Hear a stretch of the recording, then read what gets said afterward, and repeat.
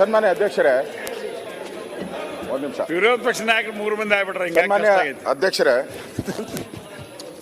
ಸನ್ಮಾನ್ಯ ಅಧ್ಯಕ್ಷರೇ, ನಾನು ಈ ರಾಜ್ಯಪಾಲರ ಭಾಷಣ ಆದಮೇಲೆ ರಾಜ್ಯಪಾಲರು ಹೋಗ್ಬೇಕಾದರೆ ಅವ್ರಿಗೆ ಆಗಿರೋ ಅಗೌರವದ ಬಗ್ಗೆ ನಾನು ಅಫಿಷಿಯಲ್ ಆಗಿ ನಿಮಗೆ ಒಂದು ಪತ್ರವನ್ನು ಕೊಟ್ಟಿದ್ದೀನಿ. ನಾನು ಸಂತಾಪ ಸೂಚನೆ ಆದಮೇಲೆ ನೀವು ಅದಕ್ಕೆ ಅವಕಾಶ ಕೊಡ್ಬೋದಾಗಿತ್ತು, ಅಥವಾ ಸಂತಾಪ ಸೂಚನೆ ಮಾಡೋ ಮುಂಚೆನೂ ಈ ಥರ ಘಟನೆಗಳು ನಡೆದಿದೆ ಅಂತ ನೀವು ಹೇಳಿದ್ದೀರಾ, ಕೊಡ್ಬೇಕಾಯ್ತು. ನಾನು ಕೊಟ್ಟಿದ್ದೀನಿ. ನಾನು ಅಪೀಲ್ ಮಾಡೋದನ್ನು ನಾನು ಅಪೀಲ್ ಮಾಡಿದವ್ರಿಗೆ ನೀವು ಕೊಡ್ದಿರಾ, ಅಪೀಲ್ ಮಾಡದೇ ಇರೋರಿಗೆ ನೀವು ಅವಕಾಶ ಕೊಡ್ತೀರಲ್ಲ. ಇರ್ಬೋದು, ಅವ್ರು ಲಾ ಮಿನಿಸ್ಟರ್ ಆದರೆ ಏನು ಸ್ಪೆಷಲ್ ಕ್ಯಾಟಗರಿ ಏನಿಲ್ಲ ಅವ್ರಿಗೆ. ಎಲ್ಲರೂ ಒಂದೇ, ಇಲ್ಲಿ ಇರೋರೆಲ್ಲರೂ ಕೂಡ ಎಲ್ಲರೂ ಒಂದೇ. ಎಲ್ಲ MLAಗಳಿಗೂ ಅದೇ ಗೌರವ ಇರೋದು. ಅವ್ರಿಗೂ ಒಂದೇ ಓಟ್ ಇರೋದು, ನನಗೂ ಒಂದೇ ಓಟ್ ಇರೋದು. ಇಲ್ಲಿ ನಾನು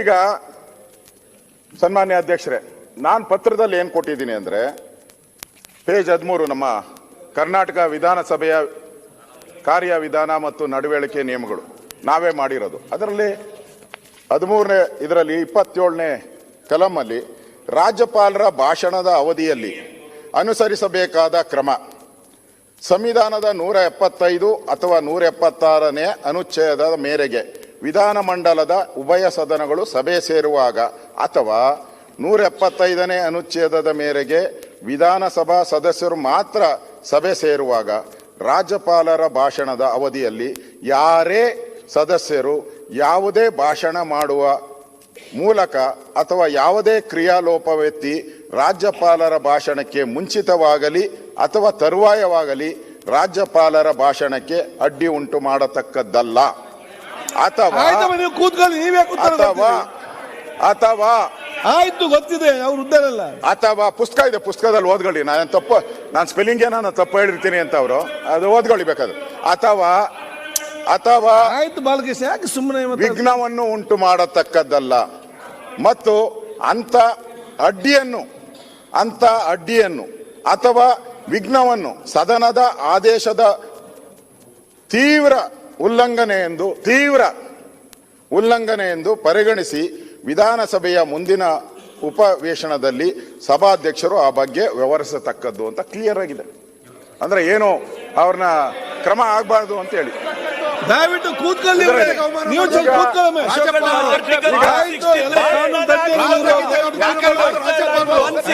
ಸನ್ಮಾನ್ಯ ಅಧ್ಯಕ್ಷರೇ,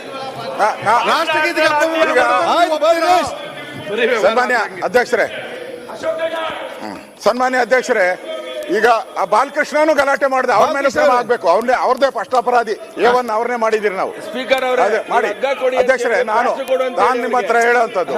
ಅಧ್ಯಕ್ಷರೇ, ಬಾಲಕೃಷ್ಣ ಕೂತ್ಕೊಳ್ಳಿ. ಅಧ್ಯಕ್ಷರೇ, ಅವ್ರು ತುಂಬಾ ನೀವೇ ಕೂತ್ಕೊಳ್ಳಿ. ಅಧ್ಯಕ್ಷರೇ, ಇಲ್ಲಿ ಆಯ್ತು, ನಾನೇ ಹೇಳೋದು, ನೀನ್ ಮಾಡಿರೋದೇ ನಾನು ಹೇಳಿರೋದು. ಬಾಲಕೃಷ್ಣ ಅವರೇ,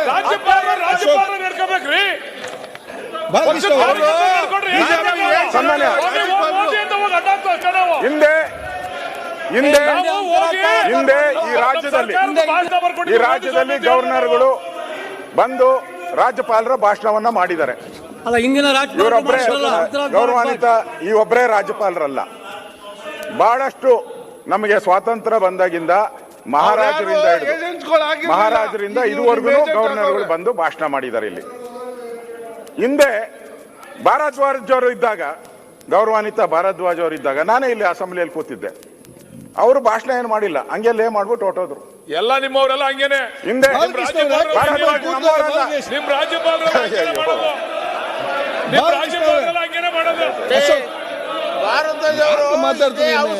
ಭಾರದ್ವಾಜ್ ಕಾಂಗ್ರೆಸ್ ಅವರಪ್ಪ, ಕಾಂಗ್ರೆಸ್ ಲಾ ಮಿನಿಸ್ಟರ್ ಆಗಿದ್ರು. ಹಂಸರಾಜ್ ಭಾರದ್ವಾಜ್ ಅವರು ಚಂದ್ರಪ್ಪ ಅಲ್ಲ, ಚಂದ್ರಪ್ಪ ನಾವಿಲ್ಲಿ ಕೇಳಿದ್ದೀವಿ. ಈಗ ಅಧ್ಯಕ್ಷರೇ,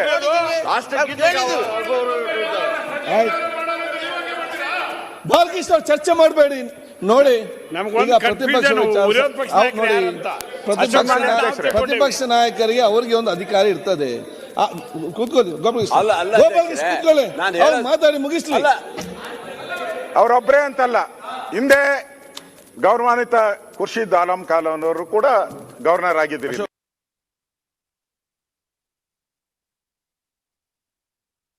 ಇದಕ್ಕೆ ಸಂಬಂಧಪಟ್ಟ ಅವರು ಕೂಡ ಗವರ್ನರ್ ಆಗಿದ್ರು.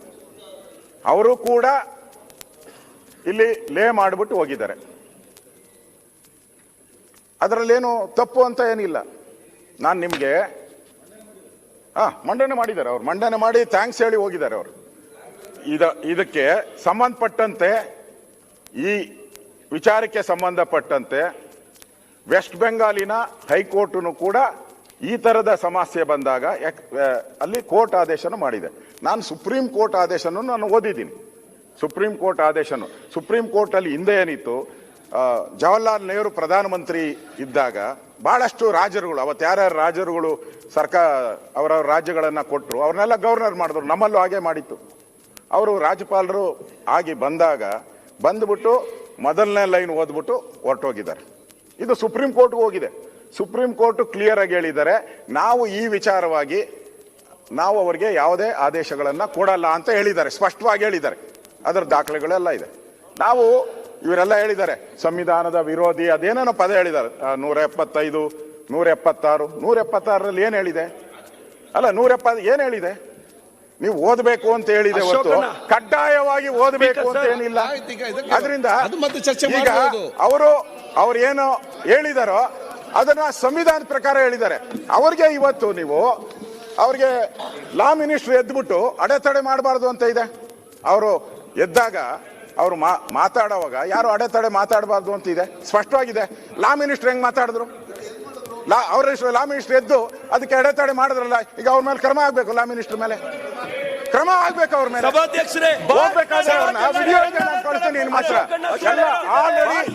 ದೇಶ ಪೂರ್ತಿ ವಿಡಿಯೋ ಓಡಾಡ್ತಾ ಇದೆ.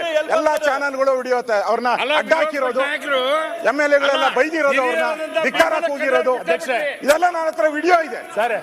ಅದು ಸ್ಪಷ್ಟವಾಗಿದೆ. ಇಲ್ಲಿ ರೂಲ್ ಬುಕ್ ಅಲ್ಲಿ ಸ್ಪಷ್ಟ ಆಗಿದೆ. ಈ ರೂಲ್ ಬುಕ್ ಅಲ್ಲಿ ಇರೋದ್ರನ್ನ ಅವ್ರ ಮೇಲೆಲ್ಲ ಕ್ರಮ ಆಗ್ಬೇಕು. ನೀವು ಕ್ರಮ ಮಾಡಿಲ್ಲ ಅಂದ್ರೆ ಈ ಅಧಿವೇಶನ ಏನ್ ನಡೀಬೇಕು? ಅವರೇನೋ ತಪ್ಪು ಮಾಡಿದಾರೆ ಇಲ್ಲ, ಮತ್ತೆ ಯಾಕೆ ಅವ್ರಿಗೆ ನೀವು ಅಗೌರವ ಮಾಡ್ತೀರಾ? ರೂಲ್ ಬುಕ್ ಅಲ್ಲಿ ಸ್ಪಷ್ಟವಾಗಿದೆ. ಅದರಿಂದ ದಯವಿಟ್ಟು ನೀವು ಇದರ ಬಗ್ಗೆ ಕ್ರಮ ತೆಗೆದುಕೊಳ್ಬೇಕು ಅಂತ ಆಗ್ರಹವನ್ನು ಮಾಡ್ತೀರಿ. ಇದನ್ನ ನೀವು ಇವತ್ತೇ ತಗೊಂಡ್ರೆ ಸರಿ, ನಾಳೆನೇ ತಗೊಂಡ್ರೆ ಸರಿ. ಇದ್ರ ಬಗ್ಗೆ ನೀವು ಸ್ಪಷ್ಟೀಕರಣ ಕೊಡ್ಬೇಕು. ಸದಸ್ಯರು ಕೂತ್ಕೊಳ್ಳಿ, ಚರ್ಚೆ ಬೇಡ, ಚರ್ಚೆ ಬೇಡ, ಕೂತ್ಕೊಳ್ಳಿ ಪ್ಲೀಸ್. ಈಗ ಈಗ ಸುನೀಲ್ ಬೇಡ ಸರ್, ಒಂದೇ ನಿಮಿಷ. ಹಿಂದೆ ನಮ್ಮ ಸದಸ್ಯರು ಅನುಚಿತ ವರ್ತನೆ ಮಾಡಿದ್ರು ಅನ್ನೋ ಕಾರಣಕ್ಕೆ ಇದೇ HK ಪಾಟೀಲ್ರು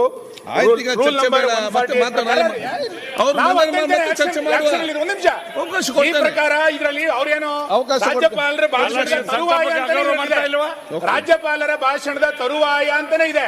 ರಾಜ್ಯಪಾಲರ ಭಾಷಣದ ತರುವಾಯ ಇವರೇ ಕಾನೂನು ಸಚಿವರೇ ಎದ್ದು ನಿಂತ್ಕೊಂಡು ಹೆಂಗ್ ಮಾಡ್ತೀರಿ ಅಂತ ಕೇಳಿದ್ದು. ನಿಮಗೆ ಸದನದೊಳಗೆ ಒಬ್ಬ ರಾಜ್ಯಪಾಲರಿಗೆ ರಕ್ಷಣೆ ಇಲ್ಲ ದಯಮಾಡಿ ಇದೆಲ್ಲ ರೂಲಿಂಗ್ ಕೊಡೋದಕ್ಕೆ ಇವ್ರ ಮೇಲೆ ಆಕ್ಷನ್ ತಗೊಳ್ಬೇಕು ಅಂತ ಮಾನ್ಯ ವಿರೋಧ ಪಕ್ಷ ರಾಜ್ಯಪಾಲರು. ಸರ್, ಮಾನ್ಯ ಅಧ್ಯಕ್ಷ, ನೀವು ತಗೊಳಕ್ಕಾಗಲ್ಲ.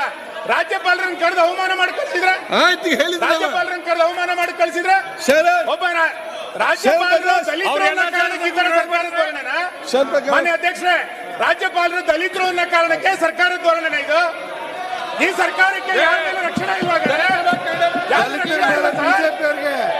ಬಳ್ಳಾರಿಯಲ್ಲಿ ಗುಂಡಾರಿಸ್ತೀರಿ, ರಾಜ್ಯಪಾಲರಿಗೆ ಅಡ್ಡಿ ಹಾಕ್ತೀರಿ. ಏನ್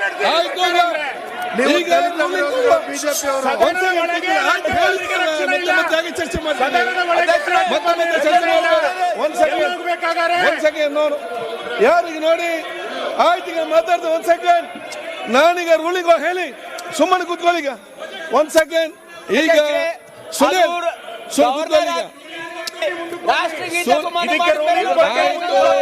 ಆಯ್ತು,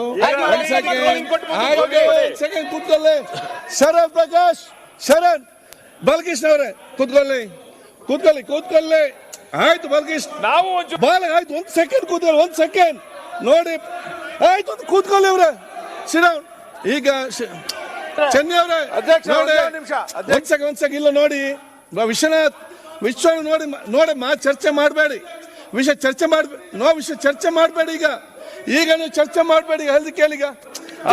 ಚರ್ಚೆ ಮಾಡಬೇಡಿ, ನೋಡಿ ಒಂದು ನಿಮಿಷ ನೋಡಿ ನಾ ಹೇಳ್ದು ಕೇಳಿ. ಇಲ್ಲಿ ಎಲ್ಲ ಇರುವವರು ಬುದ್ಧಿವಂತರೇ ಇರುವುದು, ಎಲ್ಲ ಕೂಡ ಕಾನೂನು ಗೊತ್ತಿದ್ದವರೇ ಇದ್ದಾರೆ, ಎಲ್ಲ ಕೂಡ ನಿಯಮ ಕರೆಕ್ಟ್ ಆಗಿ ನಿಯಮ ಮತ್ತು ಶಿಸ್ತಾನ ಪಾಲಿಸುವವರು ಇಲ್ಲಿ ತಾವೆಲ್ಲ ಕೂತ್ಕೊಂಡಿದ್ದೀನಿ. ಇದ್ರ ಬಗ್ಗೆ ಏನ್ ಸಂಶಯ ಒಂದು ಸಂಶಯ, ನಿಮ್ಮಷ್ಟು ಸಭ್ಯತೆ ಸದಸ್ಯರು ಈ ದೇಶದಲ್ಲಿ ಎಲ್ಲಿ ಕೂಡ ಸಿಗ್ಲಿಕ್ಕೆ ಸಾಧ್ಯ ಇಲ್ಲ. ಒಂದು ನಾನು ಹೇಳ್ದು ಕೇಳಿ, ಎಲ್ಲ ಎಲ್ಲ ಒಂದು ನಿಮಿಷ, ಎಲ್ಲರೂ ಕೂಡ ಆಯ್ತಪ್ಪ, ಎಲ್ಲರೂ ಕೂಡ ಒಂದು ಸೆಕೆಂಡ್, ಎಲ್ಲರೂ ಕೂಡ ನೀವೆಲ್ಲ ಕಾನೂನು ತಿಳಿದವ್ರೆ, ನಿಯಮ ಗೊತ್ತಿದ್ದವ್ರೆ, ಎಲ್ಲ ಚರ್ಚೆ ಇಲ್ಲ ಅಂತ ಹೇಳೋದಿಲ್ಲ. ನೀವೆಲ್ಲರೂ ಕೂಡ ನಿಮ್ದಾದ ಆ ಒಂದು ನ್ಯಾಯಯುತವಾದ ನೀವೊಂದು ಪಾಯಿಂಟನ್ನೆಲ್ಲ ವಿಚಾರ ಇಟ್ಟಿದ್ದೀರಿ. ಈಗ ಇವತ್ತಿನೆಲ್ಲ ವಿಚಾರ ಸಂಬಂಧಪಟ್ಟೆ ರಾಜ್ಯಪಾಲ ಗೌರವಪೂರ್ವಕ ಬಂದು ಅವ್ರ ವಿಷಯ, ಯಾಕಂತೇಳಿ ಕೆಲವರು ನೀವು ಹೇಳಿದಾಗೆ ಭಾಷಣವನ್ನು ಓದ್ತಾರೆ, ಕೆಲವು ಭಾಷಣ ಲೇಮ್ ಮಾಡ್ತಾರೆ ಸಂವಿಧಾನಬದ್ಧವಾಗಿ, ಮತ್ತು ನಮ್ಮ ಚರ್ಚೆಗಳನ್ನು ಮಾಡಿ ಕೊಡ್ತಾರೆ. ಇವತ್ತು ಘನವೆತ್ತ ರಾಜ್ಯಪಾಲರು ಬಂದು ಇಲ್ಲಿ ಪ್ರಾರಂಭ ಮಾಡಿ ಕೊನೆಯದಾಗಿ ಜೈ ಹಿಂದ್ ಹೇಳಿ ಅದನ್ನು ಲೇ ಮಾಡಿದ ಸಂದೇಶ ಕೊಟ್ಟು ಇನ್ನು ಚರ್ಚೆ ಮಾಡಿ ಅಂತ ನಮಗೆ ಅವಕಾಶ ಮಾಡಿ ಇವತ್ತು ಕೊಟ್ಟಿದ್ದಾರೆ. ಅದು ಕಾನೂನುಬದ್ಧವಾಗಿ ಸಂವಿಧಾನ. ನಿಲ್ಲಪ್ಪ, ನೀವು ಕೂತ್ಕೊಳ್ಳಿ, ನಿಮ್ಗೆ ಕೂತ್ಕೊಳ್ಳಿ, ಆಯ್ತು ಆಯ್ತು ಕೂತ್ಕೊಳ್ಳಿ, ಅದನ್ನು ಚರ್ಚೆ ಮಾಡಿದ್ದು, ಅದನ್ನು ಚರ್ಚೆ ಮಾಡ್ತಾರೆ. ಕೂತ್ಕೊಳ್ಳೀಗ ಆಯ್ತು. ಒಂದ್ ಸೆಕೆಂಡ್ ಯಾರು ಮಾತಾಡ್ಬೇಡಿ, ಇಲ್ಲಿ ಯಾರು ಮಾತಾಡ್ಬೇಡಿ, ಕೂತ್ಕೊಳ್ಳಿ, ಯಾರು ಆಯ್ತು ನಾನು ಹೇಳ್ತೇನೆ. ಆಯ್ತು ನೋಡಿವರೆ, ಯಾರಿಗೆ ಏನ್ ಹೇಳ್ಬೇಕು ಇಲ್ಲಿ ನನಗೆ ನೀವು ಬುದ್ಧಿಯಲ್ಲಿ ಇರಾಗ್ತದ, ಯಾರ್ಯಾರಿಗೆ ಏನ್ ಹೇಳ್ಬೇಕು ಅವ್ರಾಗ ನಾನು ಹೇಳ್ತೇನೆ. ನೀವು ಇಲ್ಲಿ ಬಂದು ಕೂತ್ಕೊಂಡಾಗ ನೀವು ಹೇಗೆ ಬೇಕು ಹಾಗೆ ನೀವೆಲ್ಲ ಹೇಳಿ. ಈಗ ವಿಚಾರ ಏನಿದೆ ಅಂತ ಹೇಳಿ ಇಲ್ಲಿ ಬಂದು ಅವರು ಲೇ ಮಾಡಿ ನಮಗೆ ಚರ್ಚೆ ಮಾಡಲಿಕ್ಕೆ ಎಲ್ಲರಿಗೂ ಕೂಡ ಅವಕಾಶ ಕಾನೂನುಬದ್ಧ ಸಂವಿಧಾನಬದ್ಧವಾಗಿ ನಮಗೆ ಮಾಡಿ ಹೊತ್ತು ಕೊಟ್ಟಿದ್ದಾರೆ. ಇಲ್ಲಿಂದ ನಿಮ್ಮ ಪ್ರಶ್ನೆ ಇದೆ, ಹೋಗುವಾಗ ಅವರಿಗೆ ಕೆಲವು ಅವಮಾನ ಮಾಡಿದ್ದಾರೆ, ಅದು ಇದರ ಬಗ್ಗೆ ಆಗ್ಬೇಕಂತೀರಿ. ನಿಲ್ಲಪ್ಪ, ನಿಲ್ಲಿ. ನಿಮ್ಗೆ ಗೊತ್ತಿದ್ದ ವಿಷಯ ಎಲ್ಲರಿಗೂ ಕೂಡ ಗೊತ್ತಿದೆ. ಅದು ಯಾವಾಗ ಏನ್ ಮಾಡ್ಬೇಕು ಆಲೋಚನೆ ಮಾಡಿ. ಈ ಸಂದರ್ಭದಲ್ಲಿ ರಾಷ್ಟ್ರಗೀತೆಗೆ ಸಂಬಂಧಪಟ್ಟಾಗೆ ರಾಷ್ಟ್ರಗೀತೆ ಆಡದೆ ಹೋಗಿದ್ದಾರೆ ಅಂತ ಹೇಳಿಕೊಂಡದನ್ನು ಅವರು ಪ್ರಸ್ತಾವ ಮಾಡಿದ್ದಾರೆ, ನೀವು ವಿಚಾರ ಪ್ರಸ್ತಾವ ಮಾಡಿದ್ದೀರಿ. ಈ ಎರಡು ವಿಚಾರ ಸಂಬಂಧಪಟ್ಟಾಗೆ ನಾನು ಮುಂದೆ ಈ ಅಭಿಚಾರ ಆದ ನಂತರ ನಾಳೆದ ಬಗ್ಗೆ ರೂಲಿಂಗ್ ಕೊಡ್ತೇನೆ, ನಾವು ಚರ್ಚೆ ಮಾಡುವ.